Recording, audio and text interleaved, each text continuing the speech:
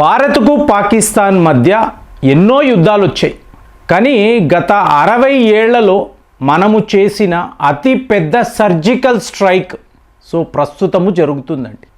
ఈ దెబ్బ పాకిస్తాన్ యొక్క లైఫ్ లైన్. అంటే వాడు తనకు మేజర్ అడ్వాంటేజ్గా ఏదైతే అనుకున్నాడో దానిని లేకుండా చేయడం. అంటే ఈ వార్త షాపూర్ ఖండి డ్యామ్ అని అంటారు కదా. ఇది రెడీ అయిపోయిందండి. దీనికి కావలసిన టోటల్ గేట్స్ అనండి, ఎప్పుడు ఆ గేట్స్ వెయ్యాలి, ఎప్పుడు ఆ గేట్స్ను తీయాలి మన కంట్రోల్లో. అంటే ఇప్పుడు మీకు భారత్ యొక్క మ్యాప్ చూసారనుకోండి, అప్పర్ ప్లేన్స్లో చాలా డ్యాములు ఉంటాయి, తరువాత లోయర్ ప్లేన్స్లో కూడా మనము డ్యాముల నిర్మాణము చేసాం. ఇదంతా ఎందుకు? పాకిస్తాన్కి చుక్క నీరు కూడా వెళ్ళకూడదు. మనకు అనిపిస్తుంది, భారతీయులుగా మనం ఎప్పుడు ఇలాగే ఆలోచిస్తాం. ఇప్పుడు ఇది ప్రభుత్వాల మధ్య గొడవలు కదండి, పాకిస్తాన్ సైన్యముతో మనము చేస్తున్న యుద్ధం. మరి అక్కడ ఉండేవాళ్ళు ఎవరు? పౌరులు కదా, ప్రజలు కదా. వాళ్ళని మనం ఎందుకు ఇలా ఇబ్బంది పెట్టాలి? రైతులు వ్యవసాయం అంటాం. అలా కాదండి, ఆ నీరు మీకు ఆల్మోస్ట్ 70 to 80% సముద్రముతో కలిసిపోతుంది. ఎందుకంటే వాళ్ళ వద్ద పెద్ద పెద్ద ఇరిగేషన్ ప్రాజెక్టులు లేవు. మీకు ఒక మాదిరిగానే వాళ్ళు వ్యవసాయము చెయ్యగలరు. వీటన్నిటికీ మించి ఇప్పుడు ఇవాళ ఈ డ్యామును కట్టి ఈ రావి అనబడే నది ఉంది చూసారా, దాన్ని ఆపడం ఏంటండి? మనకు ఏమిటి లాభము అంటే ఫ్రెండ్స్, చాలా విషయాలు ఉంటాయండి. పేపర్లో లేదా ఒక టీవీ ఛానల్లో వాళ్ళు చెప్పే స్టోరీ, నీరు ఆపేసాము కాబట్టి ఇక మీదట పాకిస్తాన్ ఒక అతిపెద్ద కరువులోకి వెళ్ళిపోతుంది, ఇలా మాట్లాడతారు. అట్లా కాదండి. దేశానికి ద్రోహము చేసిన వాళ్ళు పెద్ద పెద్ద ప్లానింగ్లు చేశారు. ఇది కామన్ మ్యాన్కి ఐడియానే ఉండదు. ఇప్పుడు నేను ఒక వీడియోలో మహాత్మా గాంధీ గారు మన దేశానికి ఇలాంటి ద్రోహము ఎందుకు చేశారు అని చెప్పి పెట్టేవాడిని ఒక 7-8 ఏళ్ల క్రితం, నాకు తెలిసి బిగినింగ్లో.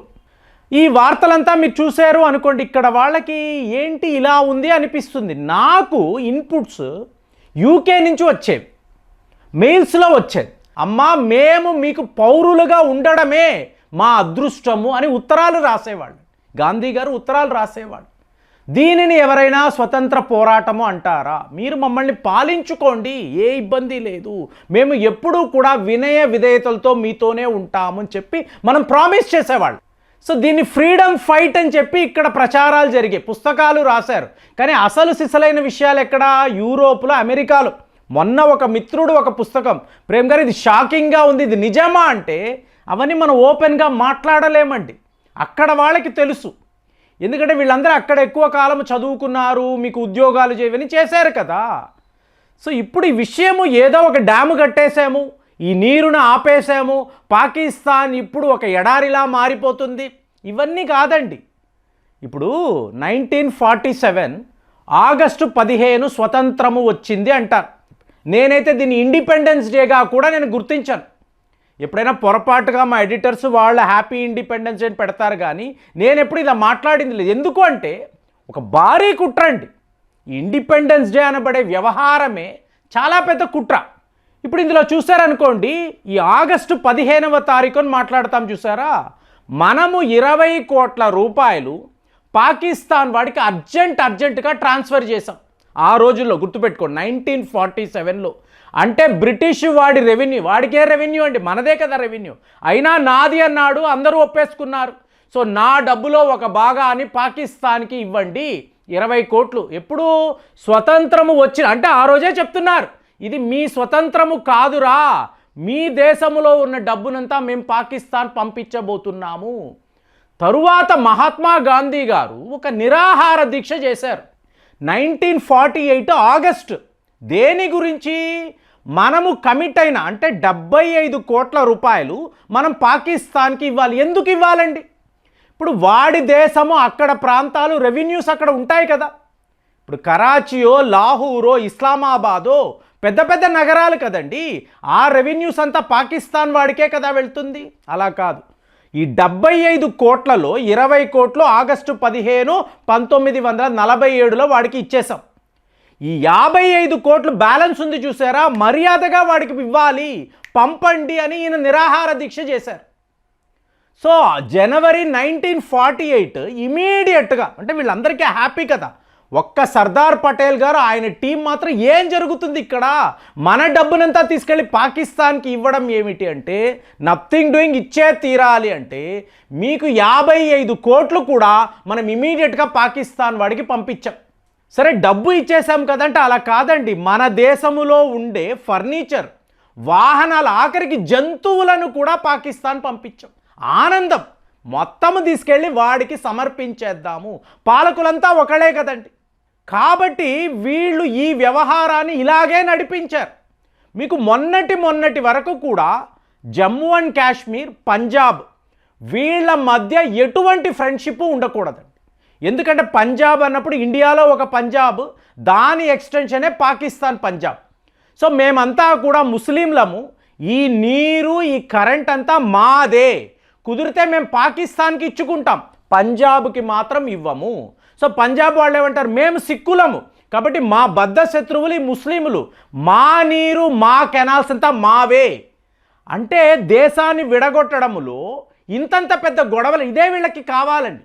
ఈ గొడవలు పెరిగి ఒక స్టేజ్లో యావత్ భారత్ను తీసుకువెళ్ళి పాకిస్తాన్కి ఇవ్వాలి, ఇదే వీళ్ళు ప్లాన్ చేశారు. ఈ మహానుభావులందరూ వెళ్ళిపోయారు. అయినా కూడా తరువాత వచ్చిన వాళ్ళు కూడా ఇదే ప్లాన్లోనే ఉన్నారు, జమ్మూ అండ్ కాశ్మీర్ పంజాబ్ చేరకూడదు. సో ఇక్కడంతా ఏంటి క్రిటికల్ ఫ్యాక్టర్, రావి అనబడే నది, రవి అది రావి అంటారు. ఈ రావి నది మీకు ఎక్కడ, మీకు భారత్ హిమాలయాస్లో నుంచి వస్తూ ఇది మీకు భారత్ గుండా పాకిస్తాన్లోకి వెళ్తుంది. సో ఇక్కడ మీరు గమనించారు అనుకోండి, ఈ జమ్మూ అండ్ కాశ్మీర్ దాటి పంజాబ్లోకి, అంటే పాకిస్తాన్ పంజాబ్ వాళ్ళకి ఈ నదేనండి మెయిన్, ఇది లేకుండా వాళ్ళు బతకలేరు. అలాంటిది ఇది వీళ్ళ లైఫ్ లైన్ కాబట్టి ఇక్కడ ఒక డ్యాము నిర్మించి, షాపూర్ ఖాండీ డ్యామ్ అని అంటారు, ఇక్కడ డ్యాము నిర్మించి ఆపేసాము అనుకోండి, ఏం జరుగుతుంది, చాలా మేజర్ ఇష్యూస్లో మీకు పాకిస్తాన్ వాళ్ళు పడిపోతారు. సో అలాంటి ఒక ప్రయత్నం ఇవాళ, అదే 60 ఏళ్లలో సర్జికల్ స్ట్రైక్ అని చెప్తున్నాను. ఎందుకు చెప్తున్నానంటే వాడు మోసపూరితంగా మన నది నీళ్లను వాడు లాక్కున్నాడండి. అది కూడా వీళ్ళ అగ్రిమెంట్ పేరు మీద వాడికి ఇచ్చేశారు, తీసుకోరా ఇండస్ వాటర్ ట్రీటీ అని చెప్పి మొత్తం ఈ నీళ్ళంతా, రావి అనండి, బ్యాస్ అనండి, ఈ నదులంతా కూడా, అంటే వాడికి మ్యాక్సిమం అడ్వాంటేజ్ చేయడం ఎలాగాని ఆలోచించుకొని ఈ నీరును కూడా, సో ఇప్పుడు మనం ఏమంటున్నాం, నా దేశము, నా హిమాలయాలు, మా నదులు, ఈ నీరు మావే, జమ్మూ అండ్ కాశ్మీర్కి డైవర్ట్ చేయి. ఇప్పుడు మారిపోయింది కదా, జమ్మూ అండ్ కాశ్మీర్ వాళ్ళు మనతో ఉంటున్నారు కాబట్టి నీరంతా కూడా ఇరిగేషన్ ప్రాజెక్టులకి డైవర్ట్ చేస్తాం, పాకిస్తాన్తో మాకు సంబంధమే లేదు. సో ఇలాంటి ఒక దెబ్బ ఈ డ్యాము ద్వారా మనం కొట్టడంతో మీకు ఎన్నేళ్ళండి ఈ డ్యాము నిర్మాణాన్ని ఆపడానికి పాకిస్తాన్కి నష్టము జరుగుతుందని, ఆ డ్యాము నిర్మాణము జరగకుండా ఎన్నో ఏళ్ళుగా వీళ్ళు ప్రయత్నాలు చేశారు, దానిని కంప్లీట్ చేసేసామండి. సో అసలు సిసలైన భారత్ యొక్క పవర్ ఏమిటి, ఆ రోజుల్లో వీళ్ళు చేసిన ఈ మోసాలు, ఆ ద్రోహానికి మనం ఇవాళ చరమగీతం పాడాం. ఇదేదో ఒట్టి నీరు, వ్యవసాయము, రైతులు కాదండి, మన నీటిని, మన నదులను పాకిస్తాన్కి ఫేవరబుల్గా ఏంటి డబ్బు ఇస్తాము, ఆయుధాలు ఇస్తాము, జంతువులు ఇస్తాము, ఆఖరికి నదులనంతా కూడా పాకిస్తాన్తో కలిపేస్తే ఒక స్టేజ్లో భారత్నే కలిపేయాలి. కాబట్టి మనము ఇంత పెద్ద యాక్షన్ పాకిస్తాన్ మీద తీసుకున్నాము అంటే ఈ వాటర్ వార్ అనేది చాలా పెద్ద వ్యవహారం అండి. అదైతే మనము ఈ సమ్మర్లో చేసి చూపిస్తాము, అప్పుడు పాకిస్తాన్ వాడు ఏం చేయగలడు ఆలోచించి కామెంట్స్లో రాయండి. మళ్ళీ వచ్చే వీడియోలో కలుద్దాం. జై హింద్.